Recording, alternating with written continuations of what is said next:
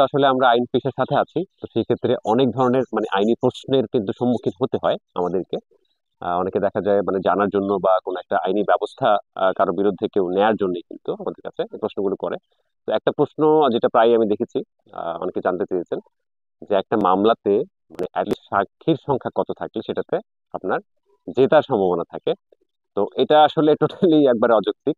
আইন কিন্তু আপনার দেখা যায় সাক্ষী আপনার যদি 100 বা 200 জনই হয়, সেই ক্ষেত্রেও কিন্তু আপনার ঘটনাটা যদি মিথ্যা থাকে বা সেটা যদি উপযুক্ত তথ্য প্রমাণ না থাকে, যুক্তি না থাকে, সেই ক্ষেত্রে কিন্তু আপনার সেটাতে হেরে যাবে। সেম বিষয়টা কিন্তু বলা আছে সাক্ষ্য আইনের 134 ধারাতে, স্পষ্ট করে বলে দেওয়া আছে যে সাক্ষীর কোনো সংখ্যা কিন্তু নির্দিষ্ট নয়। ঠিক আছে?